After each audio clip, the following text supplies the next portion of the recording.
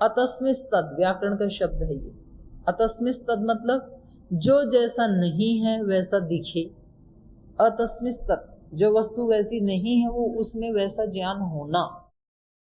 जैसे वहां सड़क के ऊपर पानी है नहीं और गर्मी के कारण पानी दिखे, उसको क्या कहेंगे? अतस्मिस्तत्।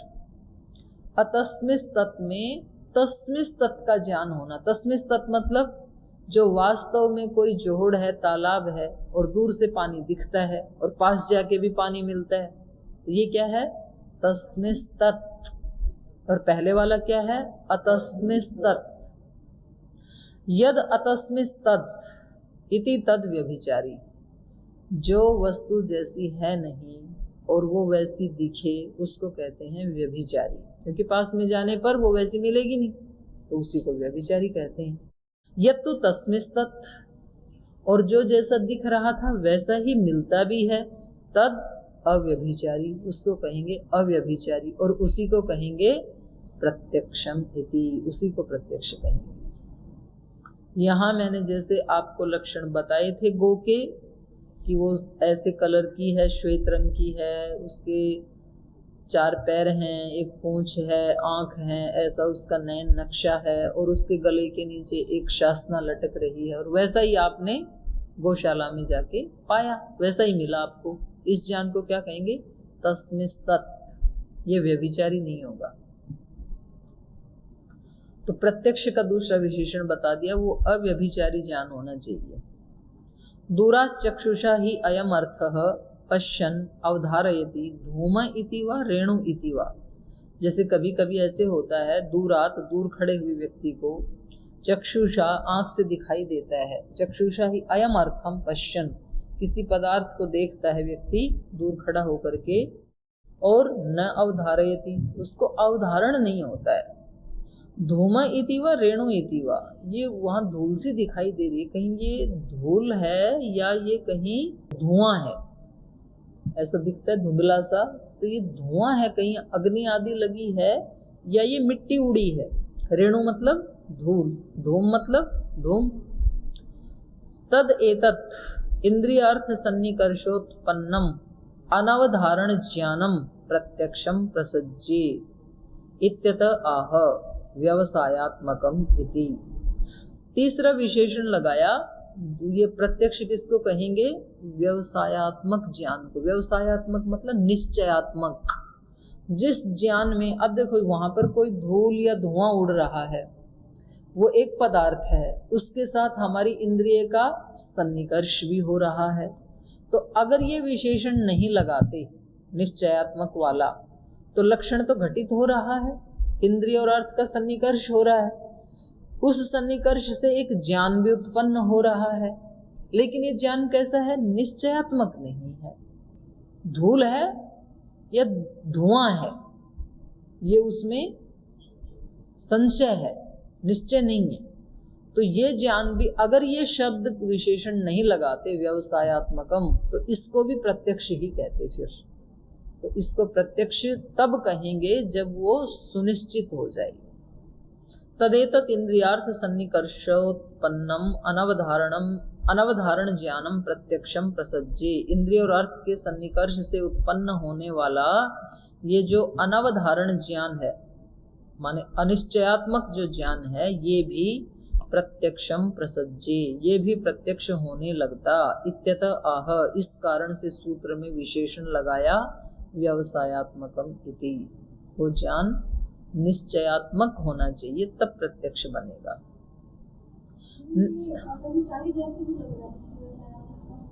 नहीं, अव्यभिचारी जैसे नहीं लगेगा, क्योंकि वहां जब वो ज्ञान हुआ था ना, तो पानी है ऐसा ही ज्ञान हुआ था, कोई संशय नहीं था। और यहाँ तो पहले ही संशय है कि धूल है या धुआं है, तो ये संशयात्मक है। वो वाला संशयात्मक नहीं था, वो तो उसको लग रहा पानी ही है, पर वहां जाके पता लगा पानी है ही नहीं, तो उसको व्यभिचारी कहेंगे।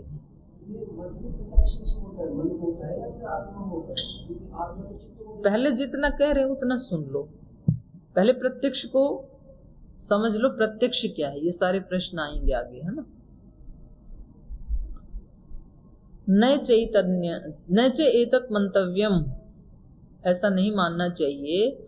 आत्म मनः सन्निकर्षजम एव अनवधारण ज्ञानम इति, ये न छूटा है, ज्ञा के बाद न लिख लेना यहाँ पर।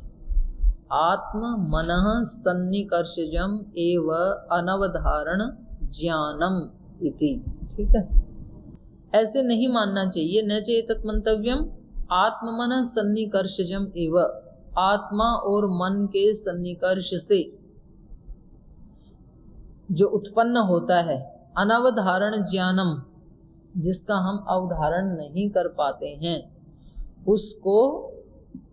उसको ही हम प्रत्यक्ष कहने लगे, तो ऐसा नहीं मानना चाहिए। माने वो प्रत्यक्ष नहीं है, क्योंकि आत्मा और मन का सन्निकर्ष तो हमेशा ही रहता है।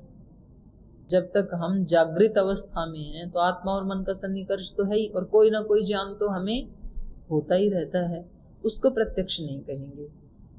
चक्षुषा ही अयम अर्थम पश्यन् न अवधारयति, माने आंख से किसी पदार्थ को देखते हुए, पश्यन् माने देखते हुए, न अवधारयति अवधारण नहीं कर पाता है। यथा च इंद्रियेण उपलब्धम अर्थम मनसोपलब्धते, जैसे चक्षुषा ही अयम अर्थन पश्यन्, आंख से किसी पदार्थ को देखता हुआ, न अवधारयति अवधारण नहीं कर पाता है। जैसे धूल और धुआं का अवधारण नहीं कर पा रहा था, अवधारण माने निश्चय, ज्ञान। तो ऐसे उदाहरण दे रहे हैं। यथा च इंद्रियेण उपलब्धम अर्थम, इंद्रिय से जो अर्थ उपलब्ध हुआ, माने चक्षु इंद्रिय से क्या अर्थ उपलब्ध हुआ, ये एक गमला है, ये एक हरा मैट है, ये सब उपलब्ध हो रहा है ना आंख से, आंख से तो देख रहे हैं। तो इंद्रियेण उपलब्धम अर्थम मनसो उपलब्धि, ये जो ज्ञान इंद्रिय से प्राप्त हुआ, ये मन को भी प्राप्त हो रहा है, मन से भी पता लग रहा है। अगर मन को हटा दें तो ये ज्ञान उत्पन्न नहीं होगा, फिर तो मन का संयोग है ना। जैसे मानो कभी कभी ऐसे होता है कि व्यक्ति की आंखें तो ऐसी खुली हैं, आंखों के सामने तो गमला है, पर मन कहीं और है। तो फिर कोई आकर के पूछे कि वहाँ कौन से कलर का पौधा था, बोल है मैंने तो ध्यान ही नहीं दिया। बोले आपकी आंखों के सामने तो था, बोले नहीं मेरा मन कहीं और था। तो वो कह रहे हैं यथा च इंद्रियेण उपलब्धम अर्थम मनसा उपलब्धे एवं इंद्रियेण अनवधारयन मनसा न अवधारयति।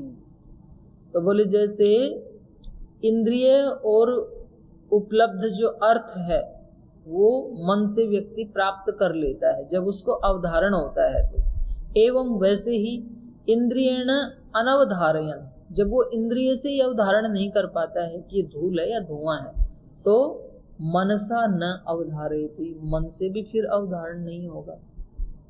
इससे क्या पता लगा, यद्यपि मन की सहायता से ही इंद्रियां अपने विषय का अवधारण कर पाती हैं, लेकिन दूसरी तरफ यदि इंद्रियों को ही अवधारण नहीं हुआ तो मन को भी अवधारण नहीं होगा। इंद्रियों के माध्यम से ही मन को अवधारण होता है कि ये रूप कैसा है, ये रस कैसा है। पहले इंद्रियां उसको अनुभव करती हैं, फिर मन वैसा ही अनुभव करता है, और फिर मन के बाद आत्मा वैसा ही मान लेती है। दृष्टा दृषि मात्र, बीच में क्या शब्द है, दृष्टा दृषि मात्र शुद्धो भी प्रत्ययानुपश्य। दृष्टा की ये परिभाषा है, आत्मा की परिभाषा योग दर्शन में। दृष्टा आत्मा क्या है, दृष्टा दृषि मात्र, ज्ञान मात्र है वो, शुद्धोपि शुद्ध होते हुए भी, दृष्टा दृषि मात्र शुद्धोपि शुद्ध होते हुए, प्रत्ययानुपश्य, प्रत्यय मतलब ज्ञान, जो इंद्रियां ज्ञान करवाती हैं वैसा ही ज्ञान आत्मा को होता है। एक प्रश्न बनता है ना ये, जो आत्मा शुद्ध है तो वो चीजों को शुद्ध शुद्ध देख लिया करे ना, अशुद्ध क्यों देखती है, ठीक ठीक ज्ञान कर ले ताकि मिथ्या ज्ञान हो ही ना। आत्मा तो शुद्ध है। तो बोले आत्मा की कमजोरी है, उसके पास जो करण है, जो साधन है, वो उनके माध्यम से ही देख सकता है, बिना साधन के नहीं देख सकता अकेला आत्मा। और इंद्रियां जैसा दिखाएंगी वैसा ही उसको मानना पड़ेगा। तो इसलिए सारी साधना किसके लिए की जाती है? मन की शुद्धि के लिए। मन शुद्ध होगा यदि तो ठीक ठीक दिखाएगा चीजों को, मन अशुद्ध होगा तो अशुद्धि से युक्त दिखाएगा। जैसा साधन होता है वैसा ही तो ज्ञान होता है ना। अब मेरे चश्मे के ऊपर यहाँ धूल जम जाए तो मेरे को वो रूप स्पष्ट दिखाई नहीं देगा। तो वैसा ही ज्ञान मेरी आत्मा को होगा फिर कि फूल कैसा था, थोड़ा थोड़ा ऐसा। और धूल को पोंछ दें, बिल्कुल साफ हो शीशा, तो जैसा है वैसा ही दिखेगा और वैसा ही आत्मा को ज्ञान होगा। तो ये चश्मा क्या है? मेरा एक उपकरण है और इस उपकरण का साफ होना अत्यंत आवश्यक है। ऐसे ही मन एक उपकरण है आत्मा का। तो आत्मा को ठीक ठीक ज्ञान हो, इसके लिए मन का पवित्र होना अति आवश्यक है। तो कह रहे हैं अगर इंद्रियों से कोई चीज स्पष्ट नहीं होती है, अवधारण नहीं होता, अनवधारण रहता है, तो मनसा न अवधारयति, फिर वो मन से भी अवधारण नहीं हो पाएगा। यच्च एतत् इंद्रिय अनवधारण पूर्वकम मनसा अनवधारणम तद विशेषापेक्षम विमर्श मात्रम संशय। अब ये संशय की परिभाषा कर रहे हैं कि संशय क्या है। करें यच्च एतत्, यह वह जो ज्ञान, कौन सा ज्ञान? इंद्रिय अनवधारण पूर्वकम, इंद्रिय के द्वारा ही अनवधारण पूर्वक है, अनिश्चयात्मक है। आंखों के द्वारा ही जब अनिश्चयात्मक ज्ञान अंदर जा रहा है तो मनसा अनवधारणम, मन के द्वारा भी अनवधारण ही रहेगा। तद विशेषापेक्षम, इस ज्ञान को विशेष की अपेक्षा होती है। माने दोनों में से धूल है या धुआं है, कोई एक विशेष होना चाहिए, इसकी अपेक्षा बनी रहती है। जैसे मनुष्य है या स्थाणु है, अंधेरे में जैसे कोई ऐसा कोई स्थाणु, कोई ठूंठ खड़ा हो जिसकी हाइट मनुष्य जितनी है, जिसकी मोटाई भी मनुष्य जैसी ही है, और कोई लक्षण दिख नहीं रहा है, तो व्यक्ति को संशय उत्पन्न होता है कि भाई ये कोई स्थाणु है या कोई मनुष्य खड़ा है या कोई भूत खड़ा है।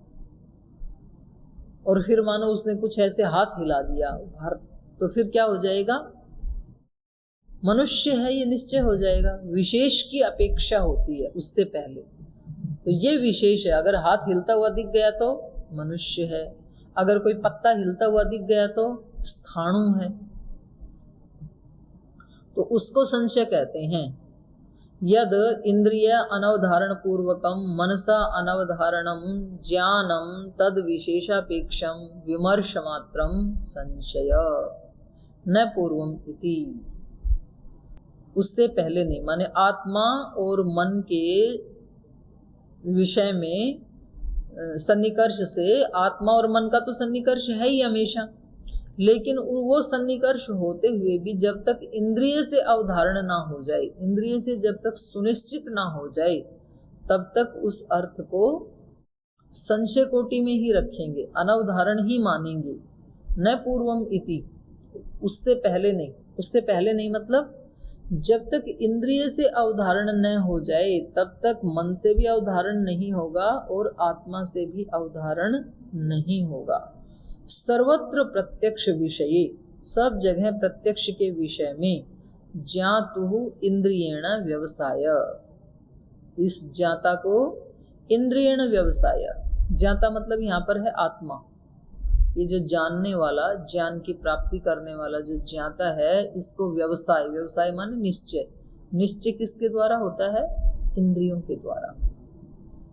पहले बाह्य इंद्रियों से होगा, चक्षु आदि से, उसके बाद अंतःकरण मन से होगा, लेकिन जब भी अवधारण होगा आत्मा को, ज्ञाता को, प्रत्यक्ष का, वो सर्वत्र किसके माध्यम से होगा?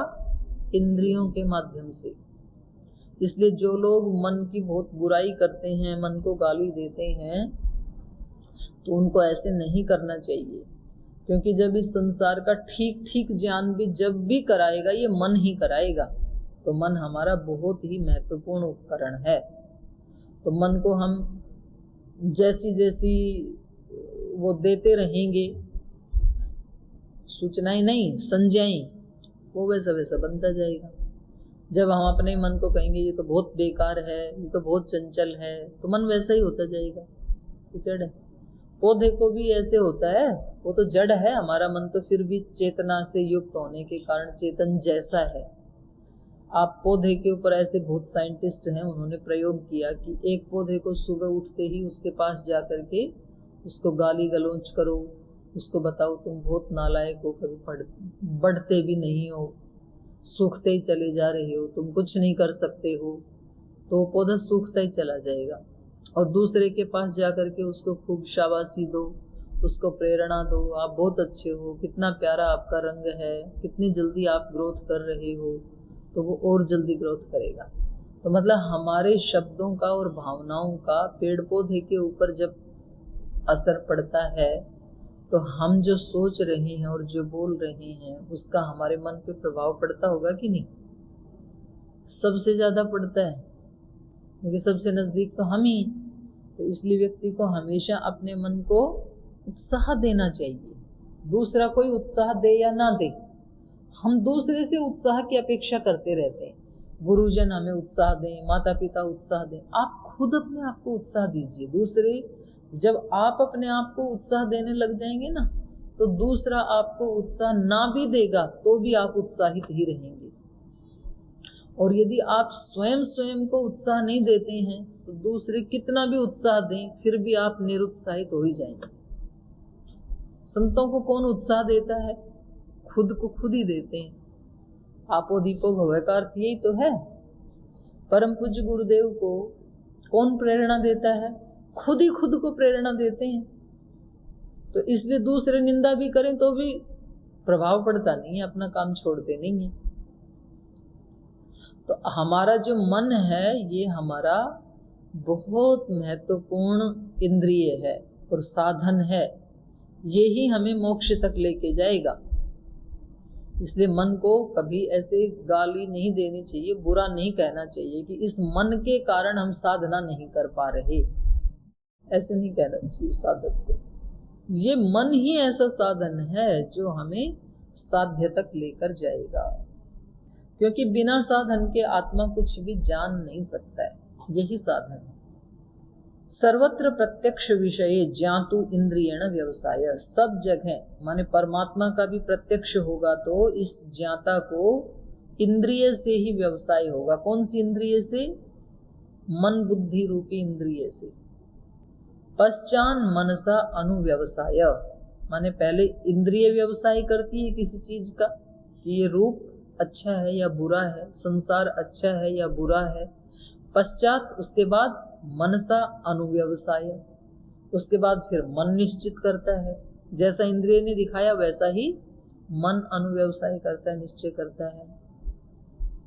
उपहत इंद्रियाणाम अनुव्यवसाय अभावात इति, इसलिए जिनकी इंद्रियां उपहत होती हैं, उपहत माने खंडित, चोटिल, बोझिल, जो ठीक ठीक नहीं है, क्षत विक्षित, उपहत जो इंद्रिय हैं जिनकी, उपहत इंद्रियाणाम अनुव्यवसायात, अनुव्यवसाय अभावात, उनमें अनुव्यवसाय का अभाव होने से आत्मा को ठीक ठीक ज्ञान होता ही नहीं है। जिनकी मन और बुद्धि रूपी इंद्रियां उपहत हैं, उपहत माने ठीक ठीक काम नहीं कर रही हैं, मन दुखी है, परेशान है, चिड़चिड़ा है, स्ट्रेस में है, तो ठीक काम नहीं कर रहा ना, उपहत हो गया ना। इसलिए जो इंद्रियां दिखा रही हैं उसका वो ठीक ठीक अनुव्यवसाय नहीं कर पाएगा, नहीं कर पाएगा तो आत्मा तक भी वो ज्ञान ठीक ठीक नहीं पहुंच पाएगा। तो यहाँ तक ये तीनों जो विशेषण थे, ये लक्षण में जो घटाए हैं वो सार्थक हैं, ये सिद्ध किया भाष्यकार ने। प्रत्यक्ष किसको कहेंगे? इंद्रिय और अर्थ के सन्निकर्ष से या संयोग से उत्पन्न होने वाला जो ज्ञान, जो अव्यपदेश्य हो, अव्यभिचारी हो, व्यवसायात्मक हो, उसको प्रत्यक्ष कहेंगे। तो तीनों लक्षण लगाना सार्थक हो गया। अगर ये तीनों लक्षण नहीं लगाते तो प्रत्यक्ष में दोष आने लगते। ठीक है, अब ये अगली बात कह रहे हैं कि चलो जी ठीक है, आपने बाहर के विषयों को तो बता दिया कि इंद्रिय और अर्थ के संयोग से ये उत्पन्न होते हैं, लेकिन जो सुख दुख आदि हैं वहां कौन सी इंद्रिय और अर्थ का सन्निकर्ष होता है? सुख दुख का ज्ञान तो होता है ना आत्मा को, तो वहां कौन सी इंद्रिय का कौन से अर्थ के साथ संयोग होता है, कैसे होते हैं वो? तो वहां तो लक्षण फेल हो जाएगा, क्योंकि इंद्रिय, चलो मन को इंद्रिय मान रहे हो आप, तो कोई ऐसा स्थूल विषय तो नहीं है, तो ये लक्षण कैसे घटेगा?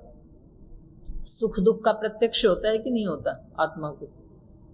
मैं सुखी हूं, मैं दुखी हूं, ये प्रत्यक्ष होता है कि नहीं होता है ना? तो वो कैसे होता है? ये लक्षण तो घटेगा नहीं, उसको आगे बता रहे हैं। आत्मादिषु सुखादिषु च प्रत्यक्ष लक्षणम वक्तव्यम। बोले आत्मा आदि में जो सुख दुख आदि की अनुभूति होती है उसका तो प्रत्यक्ष का लक्षण कुछ और बनाना पड़ेगा। प्रत्यक्ष लक्षणम वक्तव्यम, इस लक्षण से काम नहीं चलेगा वहां पर, क्योंकि अनिंद्रियार्थ सन्निकर्षजम हि तत् इति, क्योंकि वहां तो इंद्रिय और अर्थ के सन्निकर्ष से उत्पन्न नहीं होता सुख दुख। अनिंद्रिय अर्थ सन्निकर्षजम हि तत्, बिना इंद्रिय और बिना अर्थ के सन्निकर्ष के ही सुख या दुख उत्पन्न हो जाता है। आप अपने कमरे में बैठे हैं और किसी चीज के बारे में, किसी व्यक्ति के बारे में, किसी वस्तु के बारे में सोचते हैं, ना वो व्यक्ति सामने है ना वो वस्तु सामने है आपकी आंखों के, फिर भी आपकी आंखों में आंसू आने लगते हैं, दुख उत्पन्न हो जाता है। ना वो वस्तु सामने ना व्यक्ति सामने है, फिर भी आप हंसने लगते हैं, खिलखिलाने लगते हैं, नाचने लगते हैं, सुख उत्पन्न हो जाता है। तो यहाँ तो इंद्रिय और अर्थ का संयोग हुआ ही नहीं, सन्निकर्ष हुआ ही नहीं, तो ये सुख दुख का ज्ञान कैसे उपलब्ध होगा इस लक्षण से? ये इनका कहना है, क्योंकि अनिंद्रियार्थ सन्निकर्षजम हि तत्, वो जो सुख दुख है वो बिना इंद्रिय और अर्थ के सन्निकर्ष के ही उत्पन्न हो जाता है।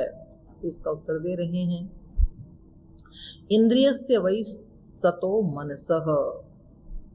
बोले नहीं, वहां भी इंद्रिय और अर्थ का ही संयोग होता है, क्योंकि मनसः इंद्रियस्य वै सतः, मन भी एक इंद्रिय ही है। जैसे ये बाहर की इंद्रियां हैं चक्षु आदि, ऐसे ही मन अंदर की इंद्रिय है। पृथक उपदेश धर्म भेदात, इंद्रियेभ्य पृथक उपदेशो धर्म भेदात। बोले फिर उसको इंद्रिय क्यों नहीं कहा? उसको भी छठी इंद्रिय कहना चाहिए था। बोले कहा तो है, करण कहा है उसको, अंतःकरण, अंदर वाला साधन, पर उसके धर्म का भेद होने से यहाँ न्याय दर्शन में उसको इंद्रियों में नहीं गिना। माने जो जहाँ इंद्रियों की गणना की है, कौन सा सूत्र है? पांचवा छठा सूत्र तो है, सूत्र बोलो। घ्राण रसन चक्षु त्वक श्रोत्राणि इंद्रियाणि भूतेभ्यः, 12वां सूत्र है ना। तो यहाँ मन की गणना क्यों नहीं की, ये पूछ रहे हैं। यहाँ मन भी तो कहना चाहिए था, अगर इंद्रिय है तो फिर यहाँ पर मन भी गिनना चाहिए था। 5 गिनी यहाँ पर तो, घ्राण, नासिका, रसन, चक्षु, त्वक और श्रोत्र, ये 5 इंद्रियां। और ये कैसी हैं? भूतेभ्य, भूतों से उत्पन्न हुई हैं। इंद्रियां भौतिक हैं, तो इंद्रियों में तो गणना की नहीं मन की, तो इंद्रिय कैसे माने इसको? क्योंकि गणना ही नहीं की ना यहाँ आचार्य ने। तो ये कह रहे हैं गणना इसलिए नहीं की, पृथक धर्मोपदेशात, क्योंकि उसका धर्म पृथक है इनसे। क्या पृथकता है? ये भूतों से उत्पन्न हुई है, मन भूतों से उत्पन्न नहीं होता है। मन किससे उत्पन्न होता है? अहंकार से। अहंकारिक है मन, सूक्ष्म है। भौतिकानि इंद्रियाणि नियत विषयाणि सगुणानाम चैषाम इंद्रिय भाव इति। कैसे अलग हैं मन इंद्रियों से? कह रहे हैं इंद्रियाणि भौतिकानि, इंद्रियां तो भौतिक हैं, भूतों से उत्पन्न हुई हैं, 5 भूतों से। और कैसी हैं? नियत विषयाणि, नियत विषय वाली हैं। चक्षु का विषय क्या है? केवल रूप, बाकी 4 नहीं। और घ्राण का विषय क्या है?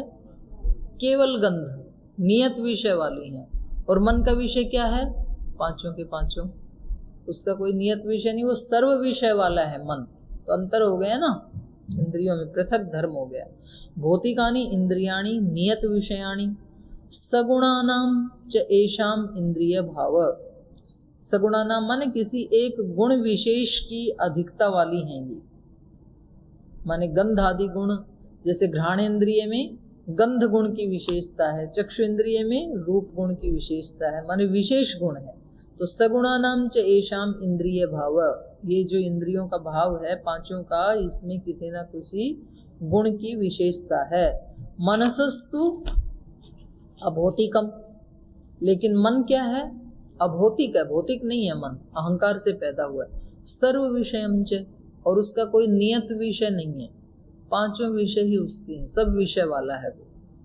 न च अस्य सगुणस्य इंद्रिय भाव इति, तो ये जो सब गुणों से युक्त है इसको इंद्रियों में नहीं गिन सकते थे, क्योंकि इसके धर्म अलग है ना। सती च इंद्रियार्थ सन्निकर्षे सन्निधिम असन्निधिम च अस्य युगपत ज्ञानानुपत्ति कारणम वक्ष्यामः। लेकिन इंद्रिय तो है, सती कैसे है इंद्रिय? क्योंकि सती च इंद्रियार्थ सन्निकर्षे, इंद्रिय और अर्थ का सन्निकर्ष होने पर सन्निधिम असन्निधिम च अस्य, इसकी सन्निधि भी होती है और असन्निधि भी होती है। सन्निधि कब होती है? जब चक्षु के साथ जुड़ा हुआ है, रूप को देख रहा है, उस समय बाकी के साथ असन्निधि है, और जब वो घ्राण के साथ जुड़ा हुआ है तब बाकी चार के साथ असन्निधि है। तो मन का ये स्वभाव है कि वो एक बार किसी एक ही इंद्रिय के साथ, एक ही विषय के साथ जुड़ता है, एक बार में एक ही ज्ञान उत्पन्न होता है, एक बार में एक ही होता है। वो इतना फास्ट चलता है कि हमें लगता है, आप देखते नहीं है, एक व्यक्ति साइकिल भी चला रहा है, एक हाथ से हैंडल भी पकड़ रहा है, अपने मित्र के साथ बात भी कर रहा है, तो हमें लगता है ना कि एक साथ कई काम हो रहे हैं, एक साथ होते नहीं है। वो इतना फास्ट चलता है कि वो सारों को फटाफट कर लेता है। एक माता चक्की भी पीसती है, फिर गीत भी गाती जाती है, इसके बाद कौन सी लाइन आएगी उसका भी ज्ञान है। फिर पहले तो माताएं अपने बच्चे को भी गोद में सुला लेती थी, कई काम एक साथ हो रहे हैं। देखने में लगता है जैसे जो बिल्कुल पतले पान के पत्ते हैं उसमें ऐसे सुई को चुभोया, तो लगता ये है कि एक ही साथ सारे पत्ते बिंद गए, एक साथ नहीं भेदन हो रहा उनका, 1 by 1 हो रहा है। और वो इतना फास्ट होता है कि हमें लगता है एक ही बार में सारे पत्तों को बेध दिया। लेकिन मन का इस कैसे पता लगा कि मन एक बार में एक विषय के साथ जुड़ता है? युगपत ज्ञानानुपत्ति कारणम, बोले अभी हम 16 नंबर सूत्र में बताएंगे मन का लक्षण। मन का लक्षण क्या है? युगपत ज्ञानानुपत्ति, एक साथ सारे ज्ञानों की उत्पत्ति नहीं होती है। इससे पता लगा कि मन किस लक्षण वाला है, एक बार में एक ही ज्ञान उत्पन्न करने वाला है। तो क्योंकि एक बार में हमें एक ही ज्ञान होता है, तो इससे पता लगा कि इंद्रिय और अर्थ के सन्निकर्ष के साथ साथ मन की भी या तो सन्निधि होती है या तो असन्निधि होती है। सन्निधि होती है तो ज्ञान हो जाता है, असन्निधि होती है तो ज्ञान नहीं होता है।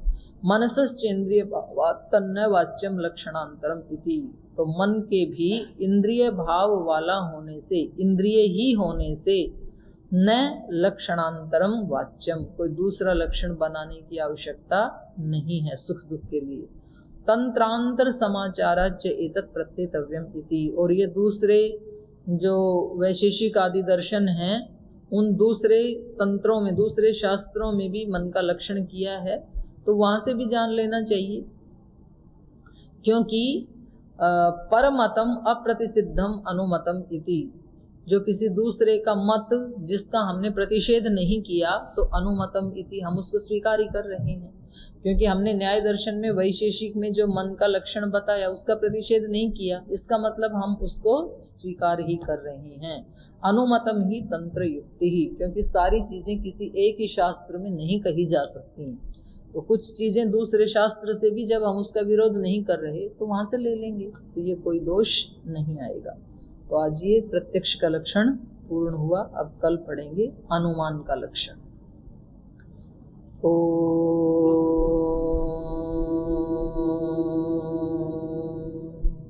शांति शांति शांति। श्री गुरुभ्यो नमः।